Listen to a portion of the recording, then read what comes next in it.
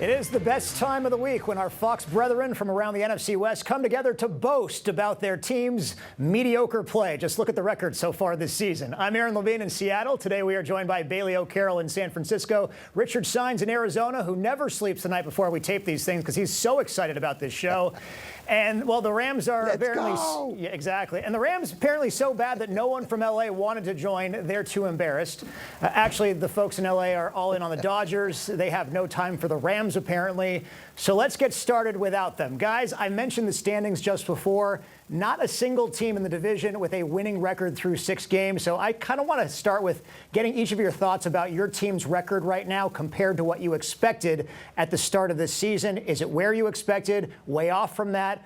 Why or why not? Bailey, you have bragging rights after the Niners win in Seattle last Thursday, so we're going to start with you. That's my impersonation of the Nick Bosa shrug. I'm not very good at it, but you know we are very different people in many ways. No, I'm kind of surprised. We're 3-3. I think so much of the conversation surrounding this team going into the regular season was it's now or never, right? They have this all-star roster assembled. They lost in the Super Bowl, obviously, last year to the Chiefs. To many Niners fans, it's still too soon to discuss that. But I think people thought that they were going to take that loss and kind of come out guns a-blazing, and that is kind of what they did early on, but they had a couple of really disappointing, I don't need to tell Richard this, a couple of really disappointing divisional losses. The Rams, the Cardinals, and of course they get the big win up in Seattle last week, but I think I was just kind of surprised. And I think that this kind of middle part of their season will be pretty telling. Obviously, they have the Chiefs this week and the Cowboys the next week. So I think people kind of thought the earlier part of their season was going to be the softer part of their schedule. And that was kind of their opportunity to get out and run early. But that's just really not what happened. They started a little slow, and it's surprising. Hey, Richard, the Cardinals are 2-4. Pretty much expected or not? Yeah, they're par for the course, but I love the way Bailey did mention that, you know, the Cardinals did beat the 49ers, because I hate to say I told you so, but I told you so. I actually wrote it down in my journal right here. I wrote it down. The Cardinals will beat the 49ers. I wrote it down. It's here. I laughed about it later that night. But anyway, yeah, they're 2-0 in the division. They're 2-4. The funny part is, this is what I thought their record would be at this part in the season. As I mentioned, they're par for the course. Let's not talk about my golf game, though, right? Because when I play golf, it's that military golf. My ball goes left, right. But the Cardinals, they're right on track, if you ask me. But I thought they were going to beat Washington and actually lose to San Francisco before the season started. But then as you started to see, you know, the way things starting to play out, I was like, you know what, I think the Cardinals are going to win this game and beat the 49ers. And, of course, they come out and then they lay an egg next week in Green Bay. So that's typical Cardinals for you right there, that's for sure. But they're right in there. They're in the mix. And who knows, you know, after this weekend, they could be tied for first place, even though they had that chance last week. And, of course, they broke our hearts here in Arizona. Richard, you have no excuse for that golf game down in Arizona. There are so many courses there and perfect weather all year round, aside from it getting really hot in the summer. As for the Seahawks, they're 3-3. Big picture, that's actually pretty much expected with a brand new coach, a brand new offense, a new defense. But it's obviously the way they've gotten to this point that is disappointing. A 3-0 start. Now you're thinking that there's a big chance to go 5-1 or 4-2, maybe even have a decent lead over the Niners with their surprising losses. Instead, Seattle loses 3 straight games. Even more disappointing, it's the way they are losing them. The Seahawks gave up 228 rushing yards to the Niners, 176 to the Giants. They're 27th against the run. And remember, they were bottom 2 or 3 in the league in that same category the last couple of seasons. So as a fan, the morale is pretty low right now. And this is where you either have a faith in Mike Macdonald to eventually turn things around or you don't. I personally do. But between injuries and personnel, I still think it's going to take another year for him to get everything on track and for them to be a contender. I don't think they make the playoffs this season, but I think they'll still be competitive in almost every game going forward. As for the Rams, since no one's here to speak for them, what do you guys think? The 1-4 record is bad, but 4 of those 5 wins have been decided by 6 points or less. They got a bye week last week. They get the Raiders this week. I actually think they're going to be a scary team in any division game going forward. Richard, care to chime in? Yeah, I just want to say, okay, since Gerard's not here, does that mean we can talk about him? Did yes. you hear about him? Say anything I got to tell you guys. Because he can't defend himself, right? So yeah, we can talk smack about them. It's funny because this is the one game I think the Rams could actually win. They're playing the Raiders who are a mess. So it's kind of funny that nobody's here. I don't know what are they so busy? What's going on over there in LA? It's not like Ohtani and the Dodgers are 2 games away from the World Series or something like that. I think we're more important. We got Bailey O'Carroll here. Are you gonna go talk to Ohtani instead? But anyway, let's talk about the Rams. Yeah, I think they're actually going to win this week, and I think they have a chance. So I think it's kind of interesting they don't have anybody to talk about that. But I still think that they're still a work in progress, and their defense is just not up to par. So it's going to be interesting to see how the rest of the season plays out for those guys. Yeah, we got all show to rip on the Rams. Bailey, any thoughts? Hey, as a San Diego native, I know I said this before the show, I will never miss out on an opportunity to talk a little smack, talk down on LA. I was born and raised doing that, so I have a lifetime of experience, so nothing makes me happier than to get to cash in on that today. Yeah, I kind of want to echo what Richard said is the Raiders are a mess in more ways than one, on the field, off the field. Obviously, they've got a fantastic defensive player in Max Crosby still, and he can cause problems for any offense just as one guy. But they lost Devontae Adams. He goes to the Jets. That's a whole nother story. Is there issues on the coaching front? That's a whole nother story. I think the Rams kind of have a chance to redeem themselves, get back in the win column. And I think sometimes when you have this kind of a start to a season, it can be a mental game a little bit. So I think just getting back into the win column can kind of give a team that confidence, because they certainly have a lot of weapons. I mean, it's Matthew Stafford, and again, he's on the older side, but I never count him out because he can be that guy, and we've seen him be that guy for years and years and years in this league, and I have no doubts that he can continue to be that type of player and possibly lead this team to a little bit of a surprising run maybe. Okay, at this point, I've given everyone some time to vent about their team underperforming to a certain extent, but also, they've been average as well. Let's turn our attention to the Week 7 schedule. Richard, who's going to be, I know you're going to be rolling in your Ferrari to Monday Night Football in Glendale against the Chargers. Give me a preview of that game and tell me why you think the Cardinals will win or lose. I love it. Yeah, the Ferrari, I wish. I would buy a Ferrari, but my money's kind of funny and my credit don't get it. But one day I will have a Ferrari, I'll tell you that right now. And, the Chargers are coming to town. It's Monday Night Football. I was talking to Conor Murray earlier today about, the bright lights. What is it about the national stage that, helps guys step it up? And Conor says, look, it is what it is. I try to win every game no matter what. He's going to keep the main thing. That seems to be the quote everybody's giving nowadays. It's even on The Bachelor. I think they use that, the main thing. Keep the main thing, right? But the Chargers, look, they're coming to town. They have, 3 wins, but who have they beaten? They beat Vegas, they beat Carolina, they beat Denver. They're not battle-tested like the Arizona Cardinals. The Cardinals, hung with Buffalo. They hung with the Lions. So the key to victory for the Arizona Cardinals is to somehow slow down the run. I don't know if they're going to be able to stop the run. We know Harbaugh loves to ground and pound, and then the D-line for the Cardinals is kind of banged up right about now. So if they can just slow it down and the offense has to step up, it's going to have to be a big game by Conor Murray, Trey McBride, James Conner. They're going to have to outscore the Chargers. So I'm going to take the Arizona Cardinals. I'm going to let you guys in on a little secret. Just between me, you, and everybody else, my brother, sister's cousin's friend, she knows that she tells me that the Cardinals watch this show all the time. They hang on every word we say. They love you guys, right? So I'm going to motivate them, and I'm going to tell them, look, I believe in you guys. I say the Cardinals get the win, but take the over also if you're betting on this game. Take the Cardinals money line and the over. With all of the extra viewers in Arizona, it's embarrassing for me to admit that the main thing, keeping the main thing was actually referenced on Love is Blind in this past season that we just watched over the course of the last week and a half. I'm not sure about The Bachelor, but I will definitely admit to that. If you had that Ferrari, by the way, I'm glad you wouldn't rev it too loud. We don't want to give Jim Harbaugh extra heart palpitations. By the way, on a more serious note, that is a good time to remind everyone to get regular heart checkups to prevent heart disease. Bailey, you got a Super Bowl rematch between the Niners and the Chiefs. The only difference is the Niners have home field advantage this time.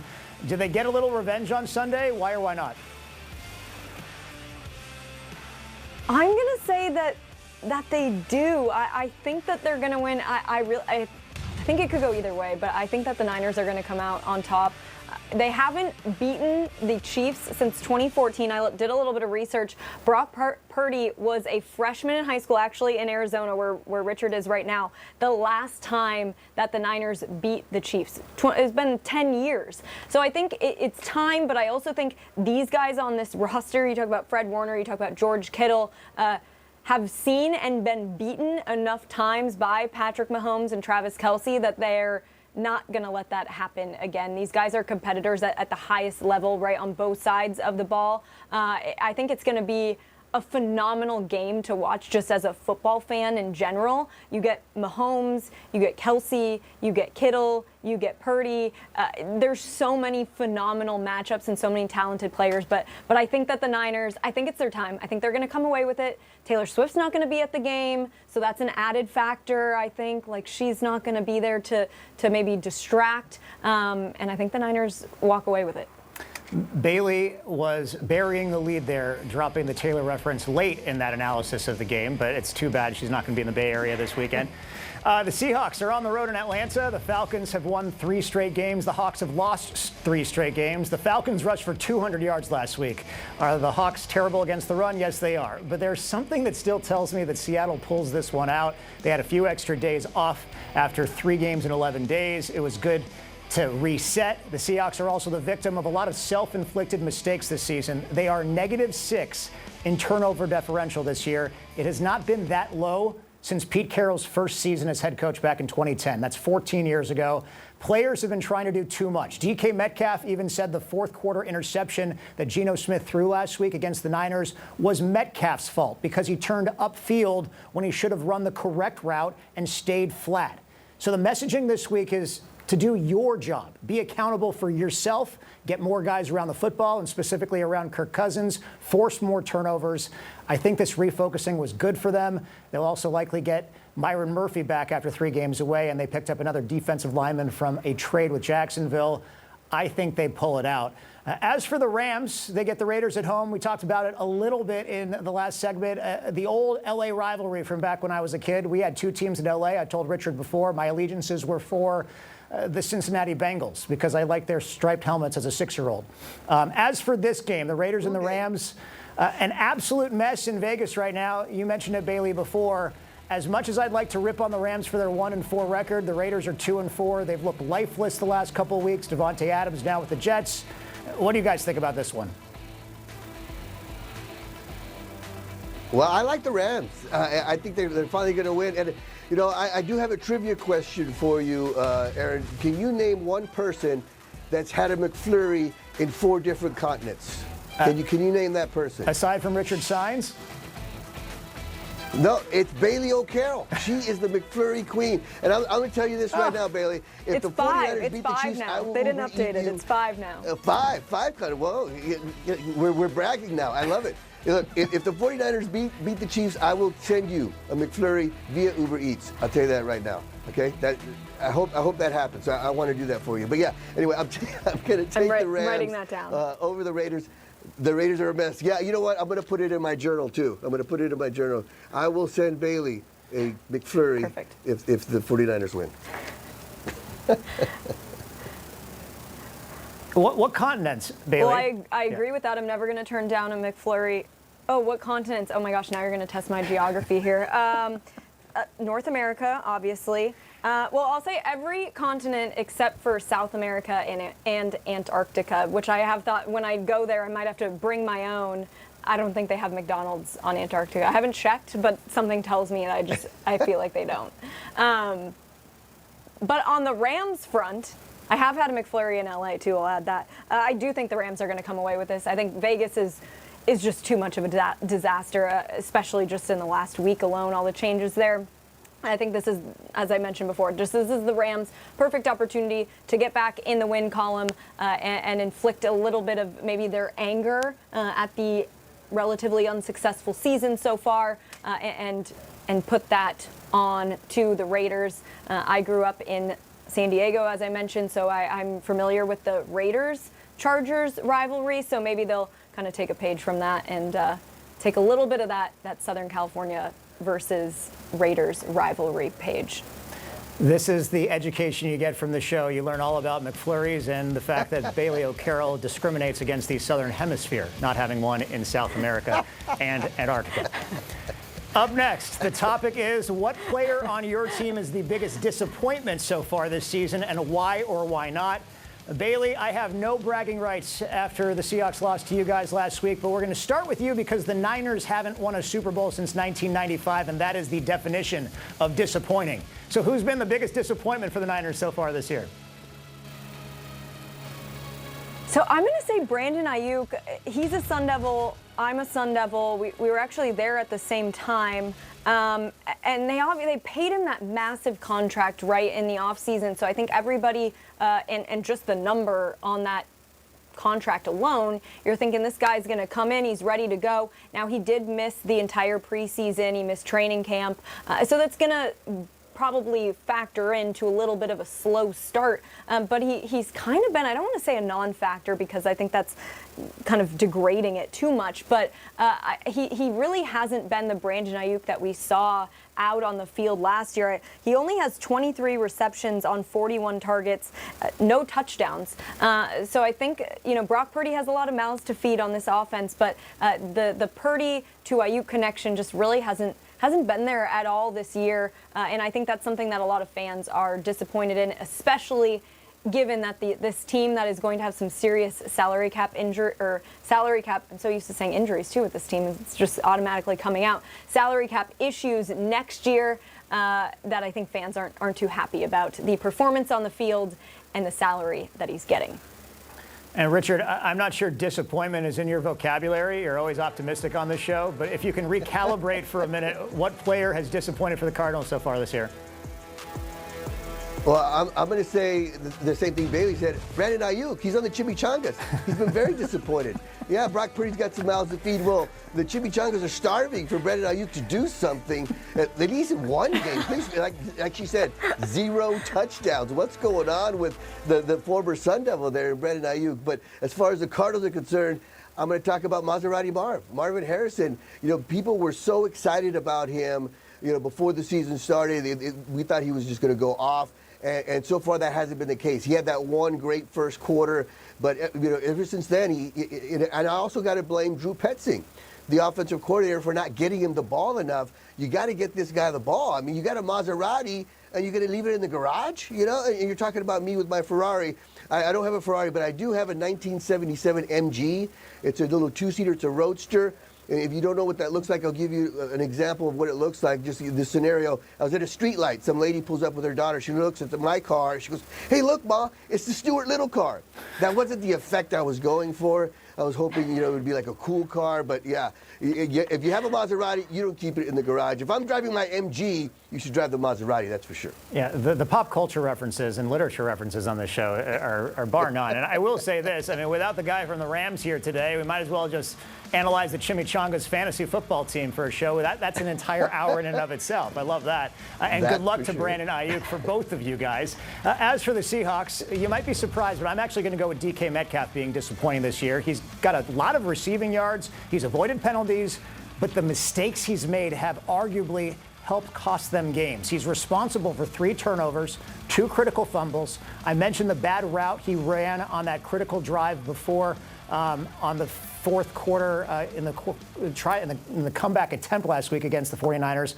Charvarius Ward didn't play for the Niners last week, and Metcalf just had 3 catches on 11 targets. Last week was a game where he needed to step up and show why he's one of the best receivers in the league, and he didn't do that. The standard might be higher for him, but he's also costing $15 million against the cap this year. He needs to perform like a #1 receiver in what is the best passing offense in the league right now, and he's not. And he needs to win more 50-50 balls.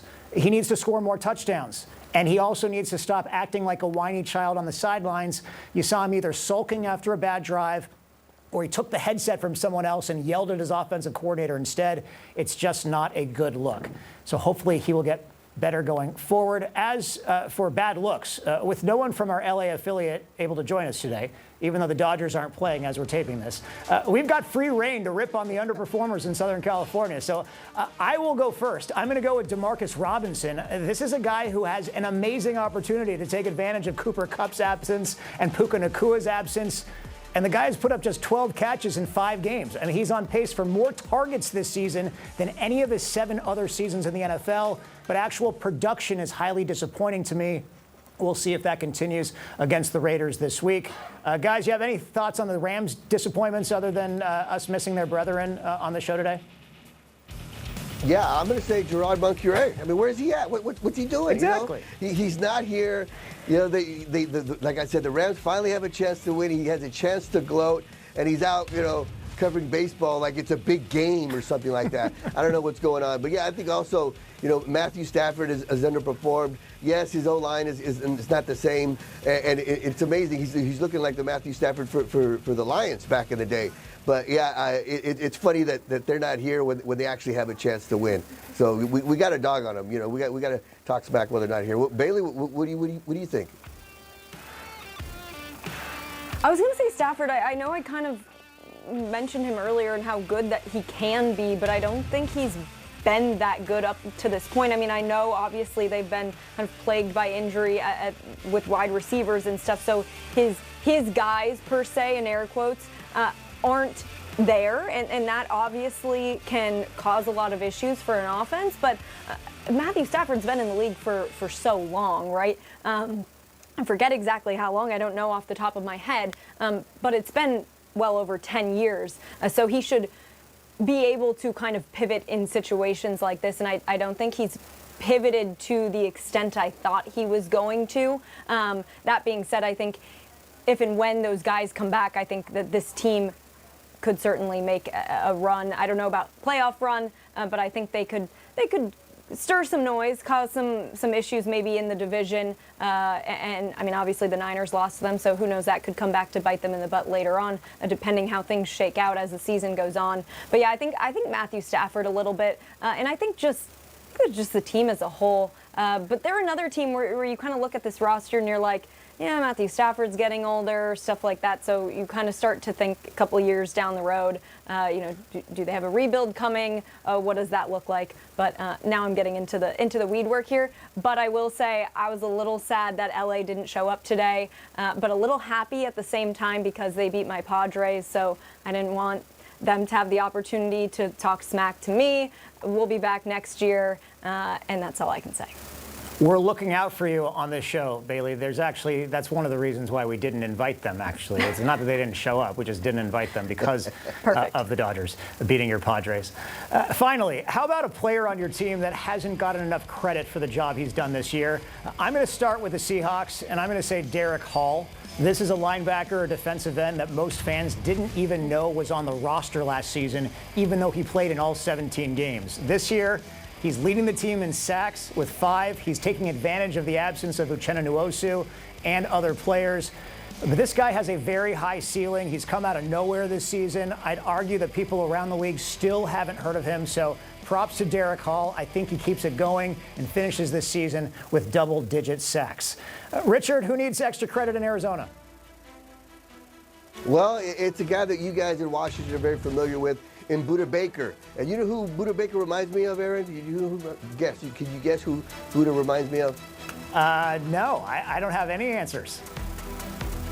He reminds me of me when I was in the 7th grade against the 5th graders. I was just killing those kids. I was all over the field. I was way too fast for them, making every play. That's how Buda Baker is. I mean, he makes up for so many things that are wrong on that Cardinals defense. He's all over the place. He's a great leader by example. The guy goes out on every play, never makes any excuses, and I don't think he gets enough credit, that's for sure. And I think when we check in with Bailey, she might say Manny Machado's not getting enough credit, but I don't know, because we've heard a lot about the Padres, and boy, they were so close. Oh, so close. It's still too soon for me to talk about it, but it's okay.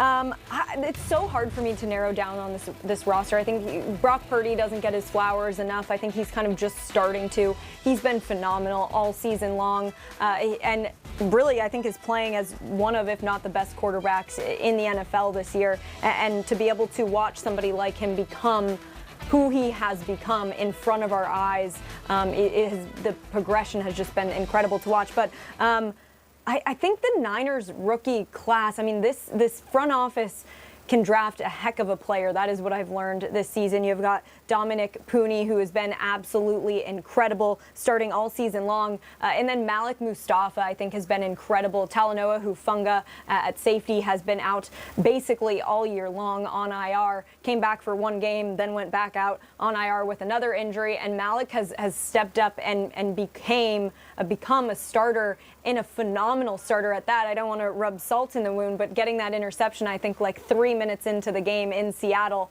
just kind of set the tone for a defense that had been struggling leading up to that. And his energy, he is a sponge in that locker room, willing to learn from just about anybody. And so I think the Niners rookies have done an incredible job. One last guy I want to mention, I know my one player is turning into four, but Jordan Mason has really kind of come into his own too. I think when CMC went out, Christian McCaffrey, everybody freaked out. What are they going to do? And he has filled that void, and nobody's really, people are still talking about CMC being out, but not in the same way they were when it initially happened.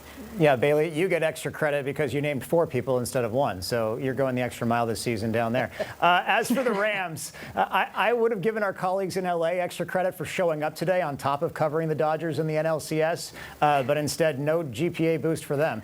I'm going to say that I legitimately don't know enough about the Rams to single out a player. But I remember that comeback win against the Niners last month, and between that fake punt and the solid punt return and a game-winning field goal, I'll give it to their special teams. I'm also a Stanford guy and a big Joshua Carty fan, so I'm going to give it to the rookie kicker as well. Anything stand out for you guys, or are we going to let the Rams fans sit in the corner this week because their advocates weren't available? I'm just impressed with Bailey naming 4 different players. It was like she named one player for each continent she had a McFlurry in. It was pretty amazing. And since she got 4 players, I would like to say one more player, since I only had one. And I would say Jared Goff. I think he's been very underrated for the Chimichangas. He's done a great job for us. Oh, we're talking about the Cardinals. Never mind. Yeah, I think Roy Lopez for the Cardinals defensive line. He's been great, too. He's been one of the only guys that's been able to play every game and stay healthy for the Cardinals on a D-line that's been very banged up. So I only get 2.5 if I get Jared Goff in there, when, of course, Bailey gets 4. But, I understand.